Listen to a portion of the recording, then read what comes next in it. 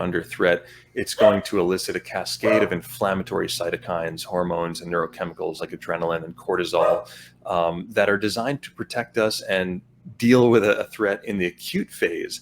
But if this is happening chronically, then these levels of cortisol and adrenaline can stay elevated, which pulls resources away from other key functions like resource allocation, things like digestion, wound healing, procreation, nutrient absorption, all of these things that would lead to long-term health and homeostasis. And so what we want to do is retrain the brain that sensations that we might be having, symptoms or unpleasant experiences, undesirable as they may be, are not life-threatening.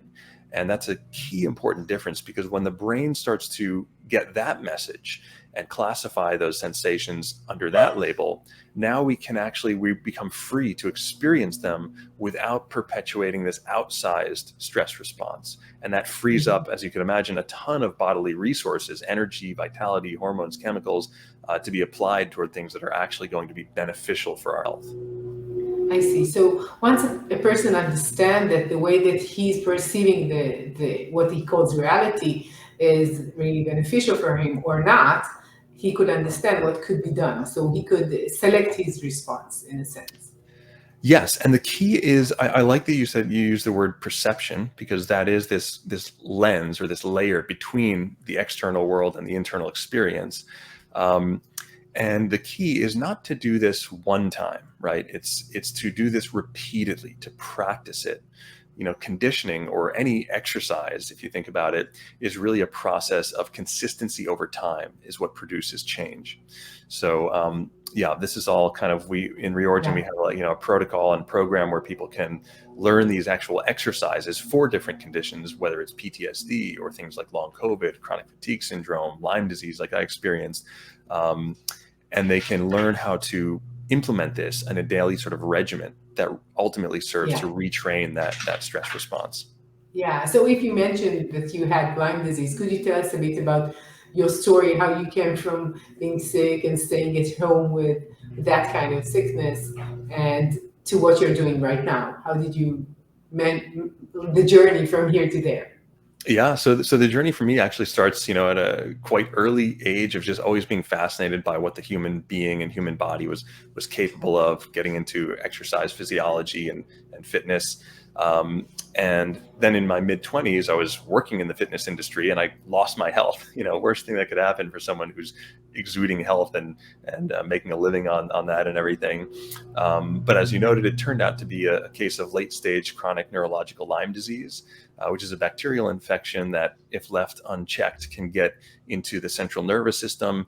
And once the central nervous system becomes what's called deregulated, it can basically lead to a lot of different symptoms. It's sort of like setting off a little bomb in the brain that dysregulates all of these what should be automatic functions, like the beating of the heart, breathing becomes difficult, pain, signaling sensations in the body. So basically I experienced, fibromyalgia, which is chronic pain sensations that tend to migrate around the body. A very strange condition, brain fog, neurocognitive challenges. I couldn't identify my shoes. I gave a TED talk in which I told the story about, true story, waking up in the morning and looking at these things on the floor and not realizing that they were my shoes. It took me like an hour to realize what they were actually for, not being able to put them on my feet and tie them.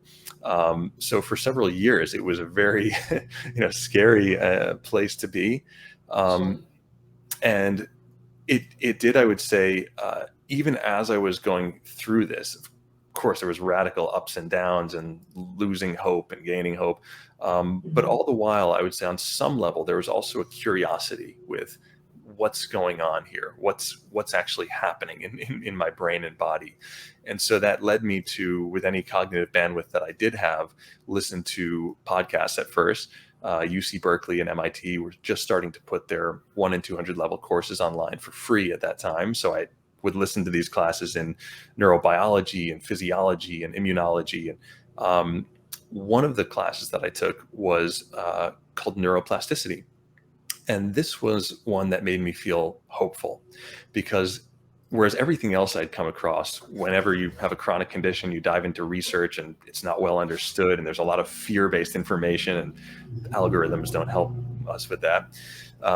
So I found a lot of that at first. But once I came across this concept of neuroplasticity, which says that the brain is actually constantly changing and able to be changed through our own actions, I became very hopeful, because I knew that in some way the source of a lot of the symptoms and the challenges I was experiencing had to do with this central processing unit that we know as the brain, which governs all of the organs and cells and systems in the body. And so as I started to learn more, I went to NYU Langone Medicine to do some neurocognitive rehab and learn some exercises there, implement them. And I gradually started to feel better. I felt my body for the first time in years kind of be able to calm down, which I would later learn actually leads to reductions in inflammation. So at the time, I didn't really understand what was happening, but I kept going in the direction of things that were making me feel good. Whereas previously I was going in the direction of searching for more answers, but I was doing it based on the fear-based information. This new rule I set was basically I adopted the first rule of defensive driving, which is never look at what you're trying to avoid. In other words, go toward what makes you feel good, go where you want to be. And so through that, yeah, long story short, a lot of research later, putting pieces together, my body eventually gradually completely self-healed. And within about 18 months, I would